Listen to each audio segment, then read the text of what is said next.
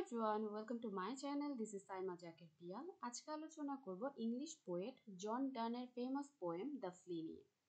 এই কবিতাটি কখন লেখা হয়েছে তার এক্সাক্ট ডেট জানা যায়নি, তবে বলা হয় কি 1590 শতকে কবি এই কবিতাটি লিখেছেন।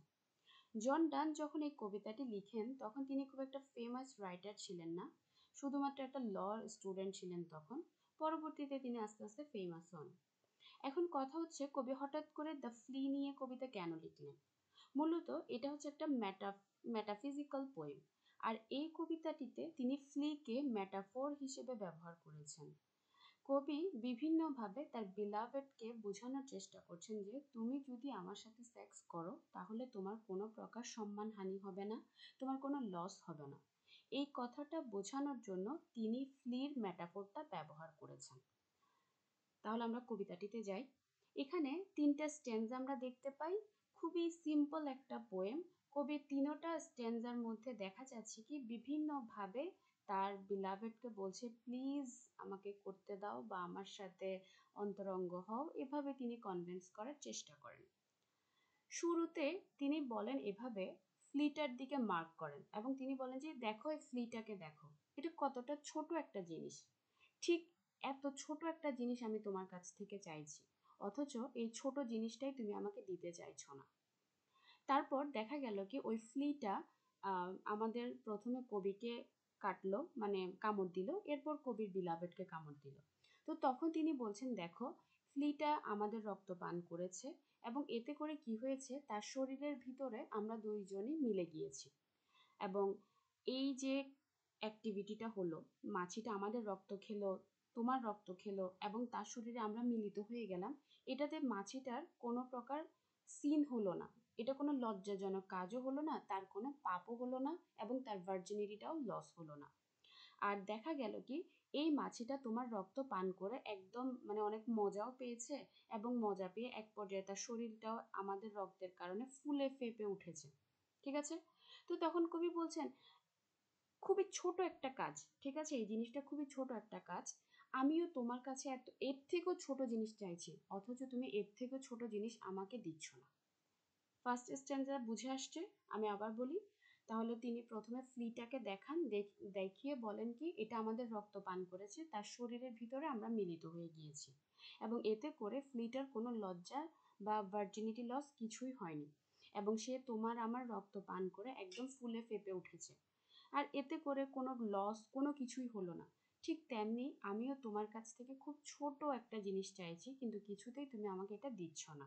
মানে বিভিন্নভাবে তিনি তাকে সেক্স করার জন্য কনভিন্স করছে, কিন্তু তার বিলাভেড হচ্ছে না।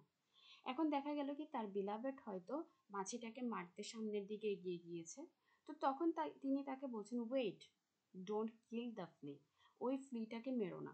ঠিক আছে, কেন মেরো না? কারণ তার বডির ভেতরে আমরা দুইজন ম্যারিড। কিভাবে ম্যারিড? কারণ সে আমাদের দুইজনের রক্ত পান করেছে এবং আমাদের দুইজনের রক্তই তার শরীরে মিলিত হয়েছে, যার মানে আমরা ম্যারিড। ঠিক আছে, এবং এই ফ্লিটা হচ্ছে তোমার আর আমার ম্যারেজ ব্যাড এবং ম্যারেজ টেম্পল।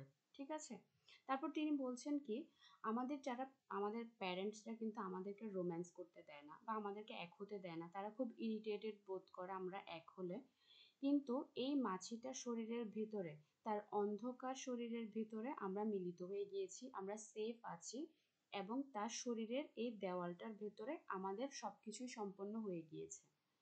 এখন তুমি যদি এটাকে মারো তাহলে দেখা যাবে কি তুমি 3টা প্রাণকে মেরে ফেলবে, আমাকে, তোমাকে এবং মাছিটাকে। তাহলে ওভারঅল সেকেন্ড স্ট্যান্জায় দাঁড়াচ্ছে এরকম, মাছিটাকে যদি তুমি মেরে ফেলো তাহলে কি হবে, তুমি আমাদের 3জনকেই মেরে ফেলবা।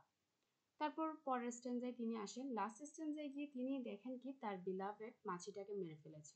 তো তখন তিনি তার বিলাভেডকে ক্রুয়েল বলছেন, আনপ্রেডিক্টেবল ওম্যান বলছেন। বলে কি তুমি এই যে মাছিটাকে মেরে তোমার নেলসগুলাকে পার্পেল করে ফেলেছো। ঠিক আছে, এই মাছিটার ইনোসেন্ট ব্লাড দিয়ে তুমি তোমার নেলটাকে পার্পেল করেছো। এতে করে কি হলো, মাছিটার কি এমন দোষ ছিল?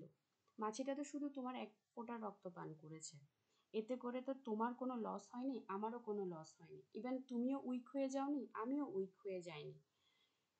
খুবই ছোট একটা কাজ সে করেছিল। তাহলে এখান থেকে আমরা শিক্ষা নিতে পারি যে আমরা খুব ছোট ছোট জিনিস নিয়ে ভয় পাই, ঠিক আছে? আমরা খুব ছোট ছোট জিনিস নিয়ে ভয়ের মধ্যে থাকি। এখন তুমি যদি তোমার ভার্জিনিটিটা আমাকে দিয়ে দাও, ঠিক তেমনই ছোট একটা অ্যাক্টিভিটি হবে, বা তুমি আমাকে ভার্জিনিটি দিলে তোমার খুব একটা লস হবে না, তোমার শরীরের কোনো অসুবিধা হবে না। ঠিক যেমনি এই মাছিটা যে আমাদের রক্ত পান করেছে, এতে করে আমাদের কোনো লস হয়নি, আমাদের কোনো প্রবলেম হয়নি, সেরকম ভাবে তুমি তোমার ভার্জিনিটি আমাকে দিলেও তোমার কোনো লস হবে না। এবং এখানে কবিতাটা শেষ হয়ে যায়। আশা করি বুঝতে পেরেছেন। ওভারঅল পোয়েমটার মধ্যে আমাদের কবি বিভিন্নভাবে তার বিলাভেডকে বোঝানোর চেষ্টা করেছেন। প্রথমে তিনি বলেছেন, দেখো মাছিটা কত ছোট জিনিস, আর এর থেকেও ছোট জিনিস আমি তোমার কাছে চাইছি। পরবর্তীতে মাছিটার শরীরটাকে বলে কি, এটা আমাদের ম্যারেজ ব্যাড, আমাদের বিয়ে হয়ে গিয়েছে তার শরীরের ভিতরে, এবং তুমি যদি তাকে হত্যা করো তাহলে কি হবে, আমাদের তিনজনকে হত্যা করা হবে। যখন তার বিলাভেড মাছিটাকে মেরে ফেললো, তখন বলল, কি এমন লাভ হলো তোমার এটাকে মেরে? এবং মাছিটা তো শুধু এক ফোঁটা রক্তই পান করেছে, এতে করে তো আমাদের কোনো প্রবলেম হয়নি।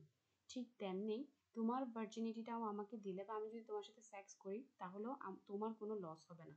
এর থেকে খুব ছোট একটা কাজ হবে, মাছিটার এক ফোঁটা রক্ত পান করা এবং আমরা দুইজন সেক্স করা, এগুলো খুব ছোট ছোট জিনিস, তো এগুলো নিয়ে ভয় পাওয়ার কোনো প্রয়োজন নেই। তবে এখান থেকে আমরা একটা জিনিস শিক্ষা নিতে পারি, এই যে কোমলমতি আপুদেরকে ভাইয়ারা বিভিন্নভাবে কনভিন্স করার চেষ্টা করবে যে আসো তুমি আমার সাথে সেক্স করো, কিন্তু আপুরা কোনোভাবেই কনভিন্স হবেন না প্লিজ, এগুলো হচ্ছে সম্পূর্ণ একটা ফাঁদ। ওকে, এবার আসেন আমরা থিমে যাই। এখানে থিমটা কি? এখানে থিম হচ্ছে সেক্স অ্যান্ড ম্যারেজ, থিম হিসেবে রাখা হয়েছে। কেন সেক্স অ্যান্ড ম্যারেজ? এটার কারণ হচ্ছে, আমরা দেখি কি, যখনই কোনো প্রেমিক প্রেমিকাকে পটানোর চেষ্টা করে, তখন কিন্তু তারা তাদের প্রেস করে, তাদের বিউটি নিয়ে কথা বলে, তারা বিভিন্ন ধরনের প্রমিসেস করে, অনেক কিছুই করে। কিন্তু এখানে আমাদের কবি কি করছে, তার বিলাভেডের সাথে সেক্স করার জন্য খুবই আনইউজুয়াল একটা ওয়ে অ্যাপ্লাই করেছে। তিনি ফ্লিকে ব্যবহার করেছে, এবং ফ্লিটার রক্ত খাওয়ার প্রসিডিওরটা দিয়েই তিনি বোঝানোর চেষ্টা করেছেন, তুমি যদি আমার সাথে সেক্স করো তোমার কোনো লস হবে না, তোমার ভার্জিনিটি চলে গেলে তেমন কোনো কিছুই হবে না। এটা খুবই সিম্পল একটা জিনিস। আবার এখানে আমরা ম্যারেজের ব্যাপারটাও দেখতে পারি, যে বিয়ে করলে আপনি সেক্স করতে পারবেন ইজিলি, কিন্তু বিয়ে না করলে বিয়ের বাইরে আপনি এই ধরনের সেক্সুয়াল রিলেশনশিপ করতে পারবেন না। এটা সোসাইটি বলেন কেউই মেনে নেবে না। আই হোপ আপনারা বুঝতে পেরেছেন। ধন্যবাদ সবাইকে।